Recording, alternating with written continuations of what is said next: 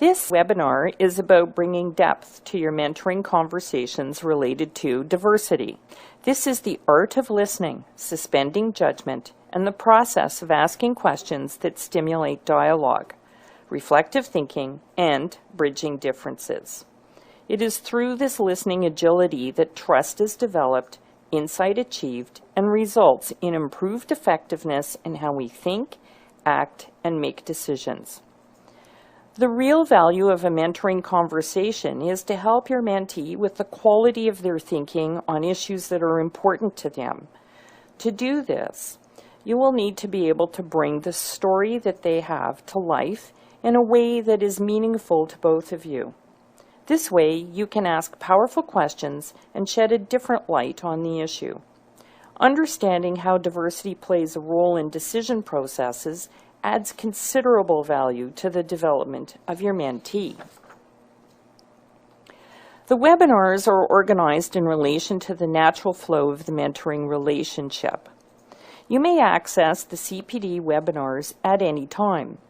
Establishing and building your relationship takes time. You and the future CPA will likely need to meet 2 or 3 times in the first 6 months. Once the relationship is established, you can meet less frequently on an ongoing basis to support the CPA's development. You and the future CPA together can decide how often you need to meet, provided you still satisfy the minimum requirements of semi-annual meetings. After the first meeting or 2, you may be ready to move the conversation from getting to know each other, establishing the learning goals, and some more of the typical how-to conversations to things that are much more meaty for you. To assist you there, we have prepared additional webinars. At any time along the way, if you feel your relationship is slowing or stuck, come back to these webinars as a refresher and get a few new ideas to help you move it along. The webinars, Building the Mentoring Relationship, How to Ask Really Good Questions, delves into the dynamics of the conversation and provides you with techniques that will help you move the conversation from the social niceties to strategic conversations. The webinar, Making Progress, Facilitating Dialogue, brings asking good questions and providing developmental feedback together as techniques to facilitate deeper dialogues with your mentee. This webinar, Making Progress Working with Diversity, has a focus on bringing depth to your mentoring conversations related to diversity, be they multi-generational or multicultural. There are excellent tips here on suspending judgment and asking great questions that stimulate diversity dialogues. While the focus is about building your skills as a mentor, what you do and how you relate with your mentee will help them be more effective in managing their relationships as well. It's all within the context of the enabling competencies. Developing comfort with diversity dialogue supports development in communications, teamwork, leadership, and problem solving. This webinar will provide you with some relevant resources that you can take advantage of to assist you in carrying out your mentor's role. After we review the techniques, we will integrate the content into a case study, pull it all together for you, so that to assist you in understanding the material. At the end, you will be prompted to complete a short quiz. Upon successful completing of the quiz, you will be issued a certificate of completion. This enables you to claim 1 hour of verifiable continuing professional development credit. Our agenda today you will be able to take away some tips on how to recognize your own strong and weak filters. Those are our boundaries, our biases, and our assumptions. How to use self-awareness to park or to suspend the stereotypes that we have and move into exploration. The different dimensions of intercultural awareness and how these impact the mentoring conversations. The needs of different generations in mentoring relationships. how to develop comfort with dialogues on diversity topics, and some great questions to bridge differences. So some of the fundamentals first. We'll begin with some fundamentals here. Reflection processes are very difficult to do alone and often take many months and sometimes even years before we find meaning in experiences that we've had. Mentors accelerate this process of learning from reflection remarkably quickly. For mentors, this is building a sophisticated leadership skill. It takes thought and practice. The rewards cross over from mentoring to managing a host of other relationships more effectively, be they complex client issues and relationships, leadership and management relationships, even relationships in your home life. As for mentees, it's about learning what cannot be learned any other way. The experience can be described as a series of semi-structured conversations that ultimately enhances their performance, leads them closer to achieving their goals, and in the end, it improves the effectiveness of how they think and decide. So let's get into the content by considering a question that mentors frequently raise. Now that I've met my mentee and gotten to know them, how do I bridge some of the diversity differences we have? With respect to diversity, we might be a bit more aware of our own filters and how they influence our ability to listen. So let's reflect a little bit on some of these questions. How easy is it to enter a conversation without any biases, filters, assumptions, or expectations? Many of us will say, not easy. As our natural biases influences what and how we hear and how we think, how difficult is it for us to suspend these to listen effectively to the other person? For many of us, we'll respond, it's very difficult.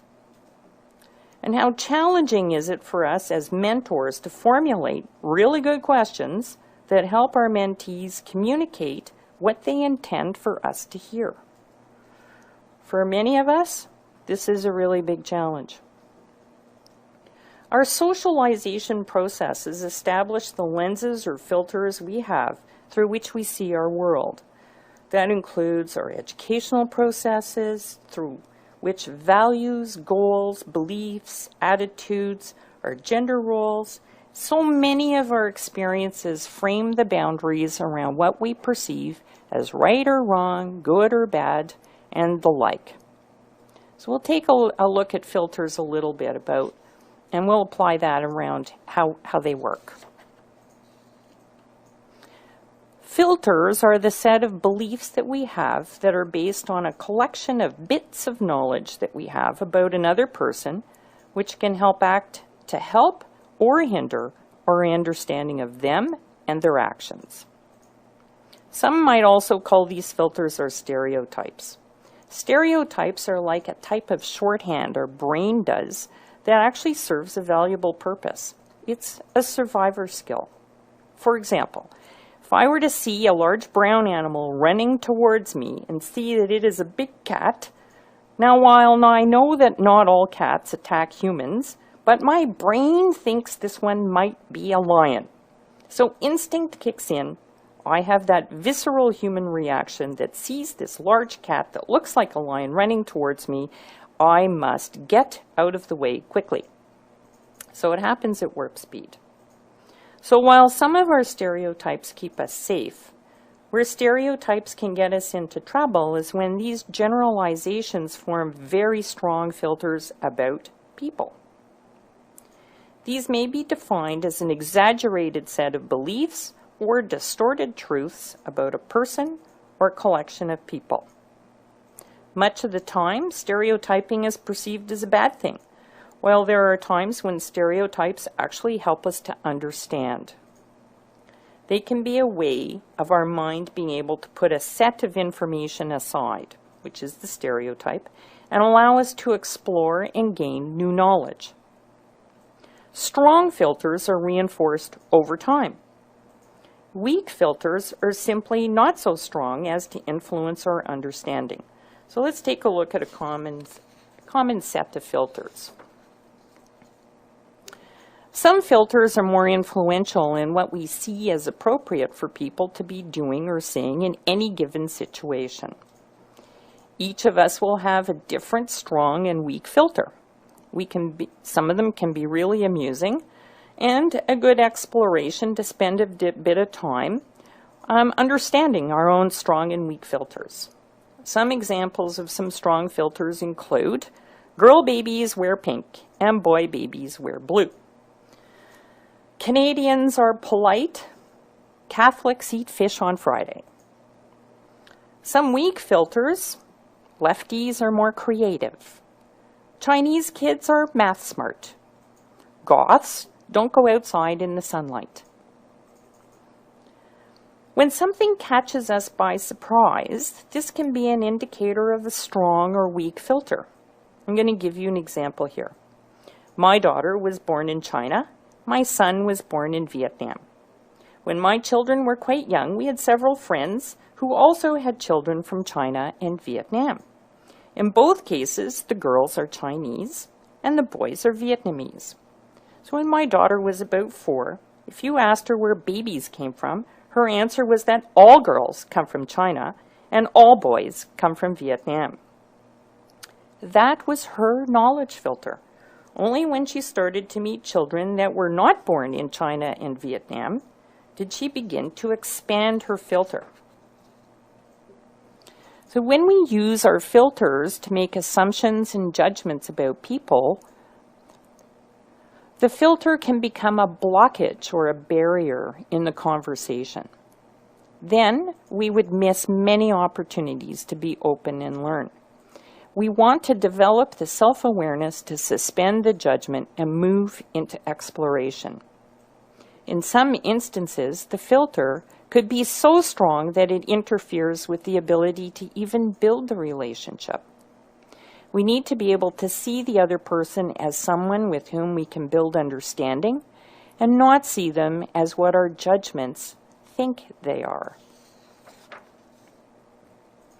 So to suspend judgment, there are the 4 A's: acknowledge, analyze, set aside, and ask. A good way to illustrate this model is to tell a story that brought this process to life. I was a mentor for an internationally trained professional. He was an internal auditor with solid experience in a multinational corporation and had chosen to immigrate to Canada.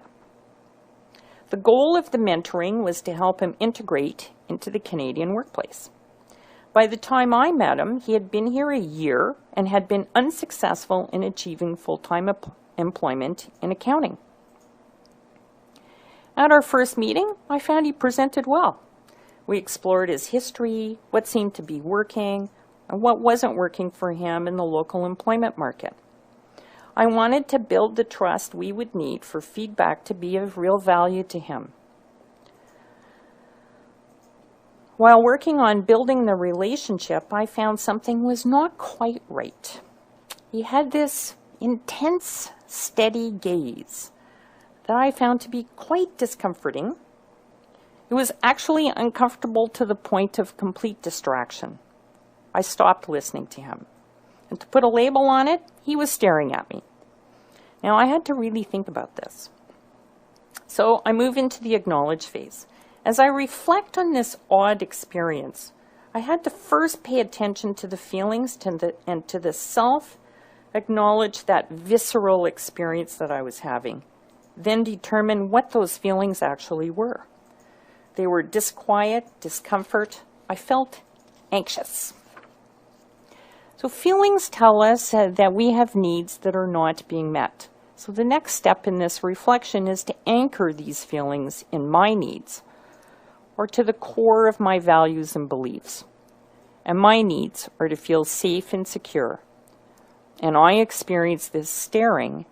In my upbringing, it's socially unacceptable to stare at someone. It doesn't help me feel safe or secure. So in the analysis phase, there are 3 questions that I ask myself. What are my values and social normative behavior expectations? What are his? And what are the workplace values? So since the experience triggers an emotional visceral reaction, it feels odd, it actually took a conscious effort on my part to set aside my own judgments and find a way to ask questions to begin the dialogue. The final step is to ask. So being curious, I wanted to know about the differences in how people relate to each other in the workplaces between his originating country and his adopted country. In opening this discussion, we would be able to explore how body language communicates different messages with different people in the different cultures. So this is the question to begin the discussion.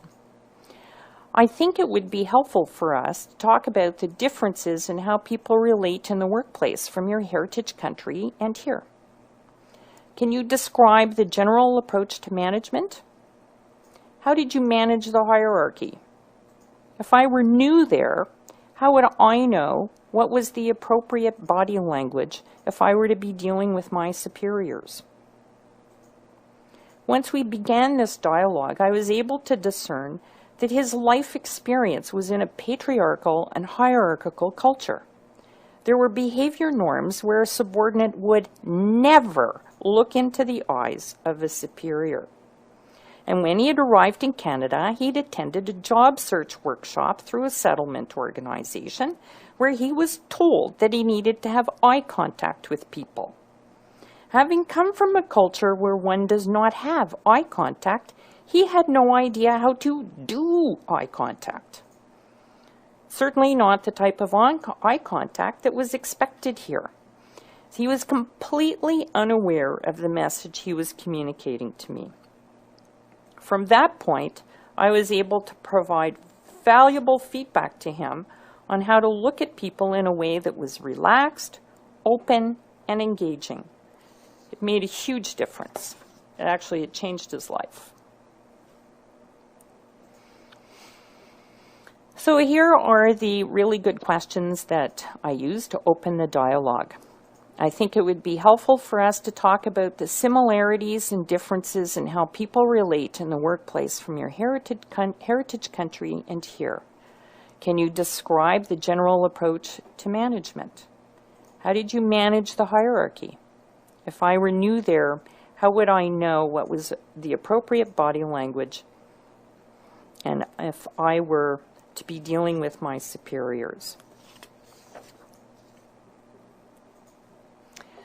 So to suspend judgment, which is a natural process, we have to understand how it works. So to suspend the judgment, we need to use empathy. We need to seek to understand ourselves first, then seek to understand the other person. Then and only then will mutual understanding be possible. As with my experience with my mentee, I had to understand the visceral feeling and needs associated with the experience of being looked at with an intense, steady gaze. Understand what that meaning was for me. Suspend it, while at the same time using that information to formulate a really good question that would open the dialogue and help me understand him. This can be a lot easier said than done, but it works with practice. So this is a very short review of the 3 types of mentoring conversation. You may have seen this in Asking Good Questions webinar and in the relationship building conversations. So the focus on relationship building is more social. These are crucial to building the deep roots of the trust that you need to move the conversation to the more meaningful strategic conversation. Technical conversations focus on learning a how-to. Many conversations begin here as it's easy for both partners to understand, and they serve to build trust. When mentees are encouraged to bring their questions to the mentor to explore, it is easily interpreted in the form of a how do I go about doing something. It might sound like, How do I prepare a presentation? How do I do an effective interview? How do I get my ideas across? How do I provide feedback to a member of my team? These are all excellent how-to questions. There will be many times that the how-to questions are incredibly valuable for the both mentor and mentee, as they may be of value to mentors as it helps the mentors reconnect and review some of our own processes. Strategic conversations focus on broader, deeper issues, the reasons behind decisions, the risk analysis for the most part. It's the exploration of ethical issues, complex client situations. Those are all strategic conversations. Strategic conversations stimulate critical analysis, reflection, and thinking. They challenge your mentee's thinking and their assumptions. Learning and change happens at this level. Strategic conversations are the moment of impact and insight. Diversity dialogues are by nature strategic conversations, and the beauty is the learning is mutual. So let's take a closer look now at some of the different dimensions of diversity. You can see here there are many diversity dimensions, and it is important to acknowledge that we all experience diversity challenges at various times in our lives. There's diversity within the profession.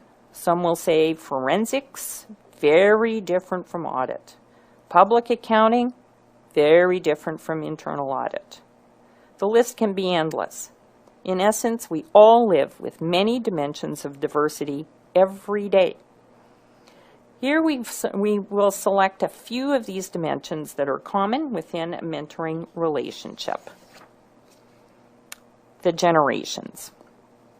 There is high likelihood your mentoring partner match will be a cross-generational match. Navigating the generation gaps might be one of the early challenges you face. The Ken Blanchard Companies has done considerable research on the generations in the workplace, and here we've summarized some of the highlights of the differences as a means of opening the dialogue with your partner. In looking at this chart, I have a few observations for you.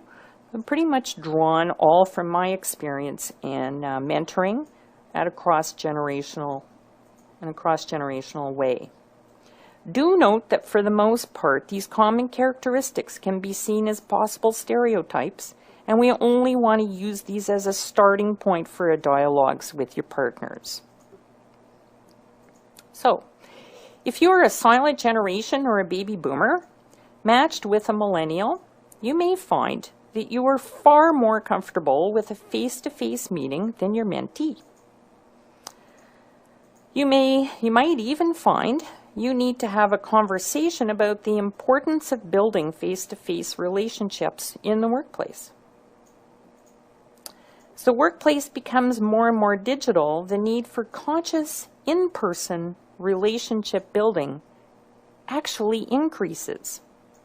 So although the mentees are often more comfortable using digital media, you may find that you have to spend some good conversations around the importance of building the face-to-face.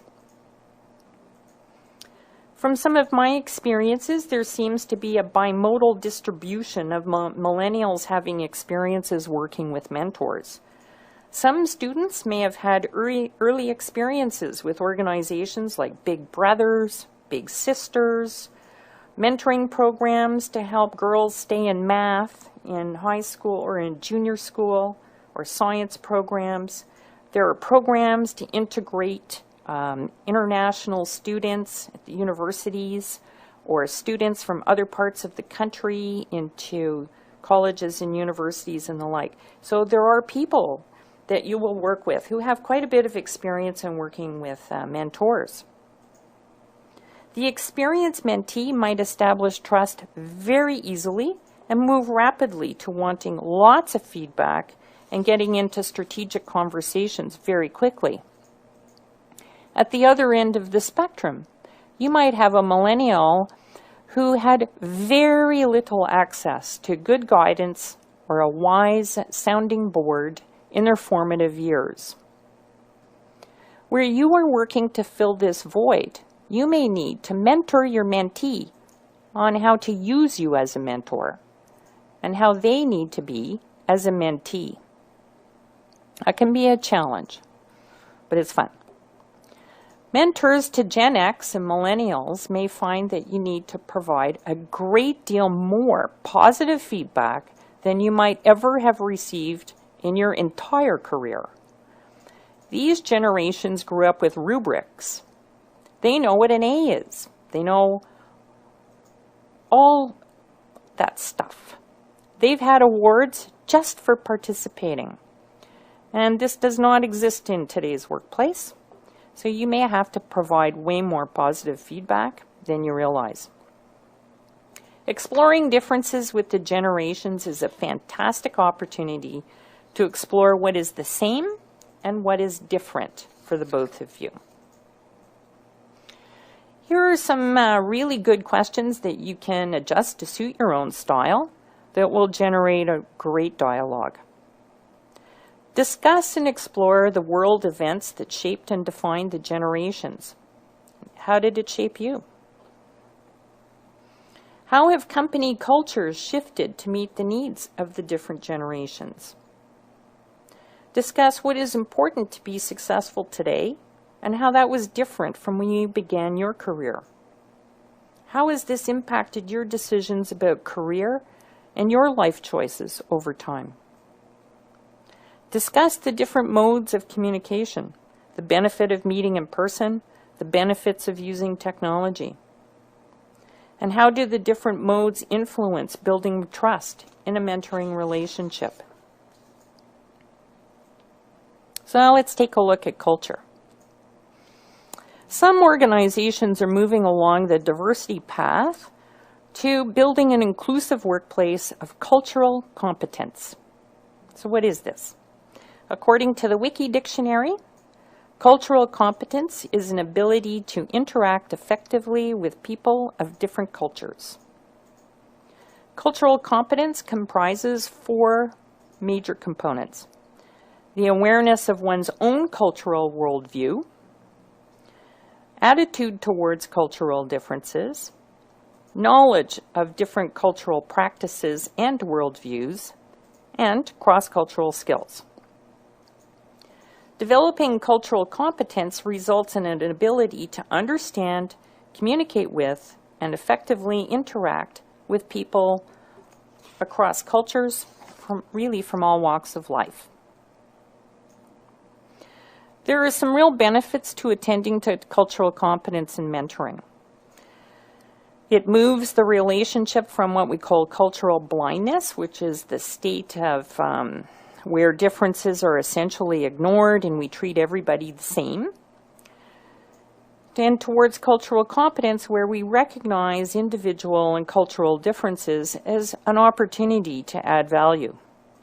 It reduces conflict, it builds trust, it supports learning, improves understanding and relationship effectiveness. It creates an environment where people can reach their full potential, provides multiple perspectives on problem solving, therefore it improves decision making, and it impacts learning for both partners in the mentoring relationship. So we're going to take a look at a couple of the dimensions of intercultural awareness.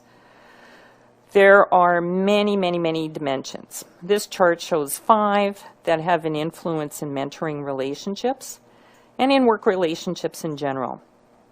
How a person builds bridges or adapts to the culture of their profession or their workplace does have a significant impact on their sense of self-efficacy and their sense of self-satisfaction. Here we see 5. There are many, many, many more. A good practice for mentors is to explore their own preferences as well as the differences they experience with their mentee in a very neutral, non-judgmental way. Trust is absolutely critical here, as people frequently have difficulty doing this type of exploration. It's kind of a little bit uncomfortable. But once you start down this path, it just opens an amazing world. It's difficult because all our cultural norms are so much a part of our makeup, and we just don't think about it. We are unconsciously competent in our own culture. We don't typically stop and think about the how or the why of something until we have an experience, such as traveling to a different country that tells us we're at a bit at odds with ourselves. Then we take time to reflect, to try to understand, and find a pathway to bridge the differences. I'm going to do just a short review of what these dimensions are, and in a minute we'll bring it all to life with a case study. So, sense of power and responsibility. So, control or fate. So, people who have an interest in, feel they have control and have a power to set the path for the life that they want. Or fate is my direction is in the hands of others. The influence here will show up in an individual's goal-setting confidence, their approach to or executing a plan, their approach to decision-making. This will even show up for quite a number of people in how they chose their career, and for some people it will be even influencing how they chose to go into the accounting profession. Approach to time. Is time scarce? Time is a scarce resource that needs to be managed carefully, or is it plentiful? Time is abundant and there's no need to rush. One activity at a time, or multitasking, which we all know doesn't work, but nevertheless, keep trying. The past or the present or a future focus. This might show up in how people manage deadlines, their approach to taking action, their approach to integrating effectively on a team. Identity and purpose, the concept of being, which stresses living in the moment, versus doing, which is the focus on accomplishment. Individualist, which is my accomplishments individually. Collectivist, which is team or community-based accomplishment. This one will show up in how a person describes their accomplishments, their approach to being on a team. Is it really a team, or is it actually a well-functioning group? Or the type of work environment that they gravitate towards. Different ways of thinking. There's the deductive reasoning, which is a logical, practical, problem-solving approach. Or inductive reasoning, which values intuitive problem-solving. This one might show up in how logical and forthright a person is, versus how oriented they are to how they position something for others to buy into. Communication styles. High context. They appreciate the meaning of gestures, postures, voice, and the broader context. Versus low context. They're clear, logical, fact-based. There's a logical flow of data. There's direct. Get the point across, even at the risk of offending or hurting someone. The indirect. So in tough situations, they'll favor maintaining a more cordial relationship, really to the risk of misunderstandings. There's the formal. They observe a strict protocol and ritual. And the informal, they prefer familiarity and spontaneity. Communication styles are extremely important to understand as it relates to many factors that supports a person's success. It shows up in how someone approaches negotiating, presenting their ideas and information, how they listen to each other, how they go about approaching making decisions. You and your mentee might be living in multiple cultures. It is important to understand how the pressures are managed, how a person achieves a sense of balance, because it's going to influence their success. The success in their relationships, their success in an organization, their success in their careers in general. Here's some ideas to bridge diversity dimensions. As culture shows up as ways we live our lives and how we see our world, by taking time to explore what is the same or different for us, we build connections with each other. It is a worthwhile engaging in a dialogue with your mentee to find out what unique challenges your mentee faces in bridging any of the dimensions of diversity. Sometimes a shared activity helps open that dialogue. And here are some of the things that mentoring partners have done in the past that have really enhanced their dialogues here and their relationships. Attend a thought leaders breakfast or a luncheon event together, or a conference. Discuss a current event and the perceived impact that event has on their business or how they're living their lives. Share and discuss articles of relevance on how new technical standards might or will have impact on different populations, different groups.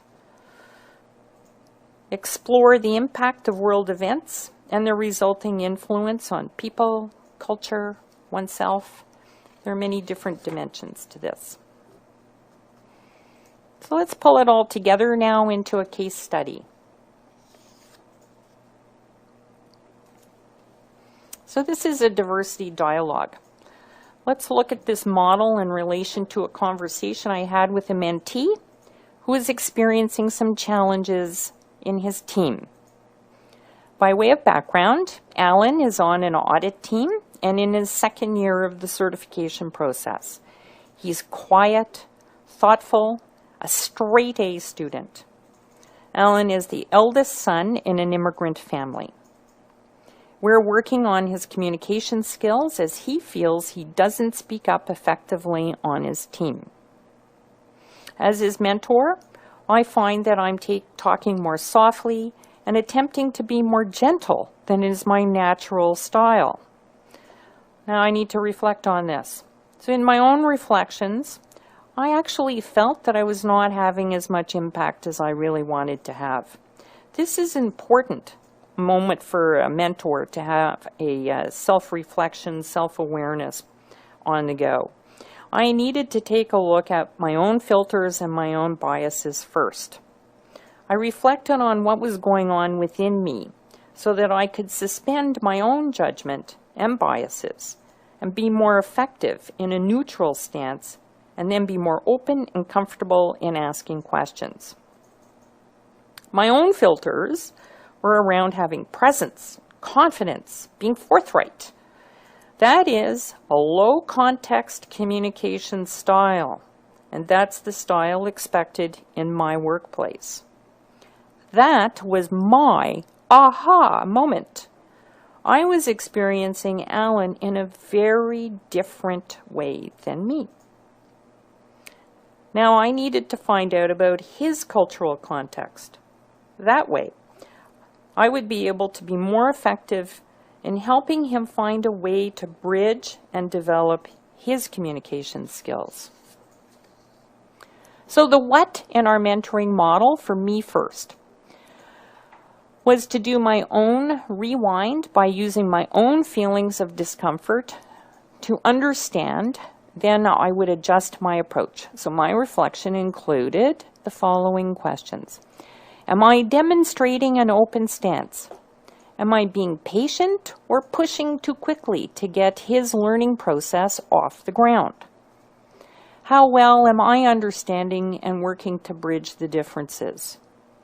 How much awareness do I have about his cultural background, how different it is from mine, and how those differences play out in our conversations? How has he developed adaptive strategies for himself? How aware is he of these? And how are these impacting me in our conversations? So in this self-reflection preparation process, I crystallized my own curiosity about his cultural background, and was able to suspend my own views to more openly explore with him. The what in our actual conversation, these are the really good questions that I asked. What were some of the things that were really important to you or your family when you were growing up? Then I would drill down for more information. How did these experiences shape who you are today? And what differences do you see amongst your colleagues? And how do you see yourself bridging these differences? How do you see your teammates approach problem solving? How do they sell their ideas, even if it's for going out to a movie together on a Friday after work? What Alan described was that his father and family decided he would become a professional. He did have a choice. He could be an accountant or a doctor. This is an example of a high context cultural background, meaning that Alan appreciated the meaning of one's position and posture. His father was revered and highly respected. He was expected to do what he was told without discussion. This translated to him deferring to his team lead and the more senior members of his team, and sitting in complete silence at meetings with his boss and with his clients. He also practiced a formal and indirect communication style. That is, maintaining cordial relationships and following a set of protocols and relationships with his team lead, other team members, and his boss. So to summarize it in the chart that I shared earlier, we uncovered that Alan's cultural heritage is hierarchical decision-making, the sense of power is fate, formal and indirect communication style. And this was a huge aha moment for Alan. Now having this awareness, we were able to make significant developmental progress in his communication skills because we knew where everything was grounded and how we could build from there. The so what in our mentoring model was the development of a set of strategies that supported the process of building his confidence. The really good questions were, what strategies can you put in place to build awareness of how your home culture is influencing your behavior in the workplace? What works and what needs adapting? How can you build bridges between the two cultures? As I had the opportunity of working with Alan over several months, we created a set of practices to help build comfort one step at a time. We practiced handling typical in-team conflict situations. We practiced presenting information to his team lead and the like. He became more confident very quickly and was able to manage and bridge between the two cultures at an early stage of his career. So here's a few really good diversity dialogue questions. For mentors, it's important for you to be open about sharing your own background and your own cultural history as part of this process of learning about your mentee's history. Being comfortable with being open brings some of the most enriching conversations you can have with your mentee. Really good diversity dialogue questions to get you started. I'm curious to understand, whatever. What are some of the things, experiences that have shaped who you are today? What influenced your decision to go into accounting or your specialty or the type of company that you would like to work for? What are you really passionate about in your life? What gives you your sense of purpose? And when you need to challenge your mentee's thinking, help me understand. Very powerful. It's part of my personal toolkit. So it's always there. What were you intending to achieve by doing whatever? What were the factors you were taking into account here? Or what were some of the influences? So those will help you get started. So in summary, by engaging in diversity dialogues, you truly enhance the depth and the quality of your mentoring relationship. Great learning takes place for the both of you. When you become deeply aware of your own influences, your bias, your values, your stereotypes, and your norms, you're able to suspend them and to be able to explore others. We talked here about growing your awareness of the different dimensions of diversity and how these influence your mentee's approach to problem solving, decision making, relationship management, their overall success in the workplace. We focused here on building your and your mentee's comfort with the diversity dialogues and provided you with some tools to help your mentee build their self-awareness around this. Find ways to build bridges together and help your mentee find ways to build bridges in their professional life. Thank you very much for participating today.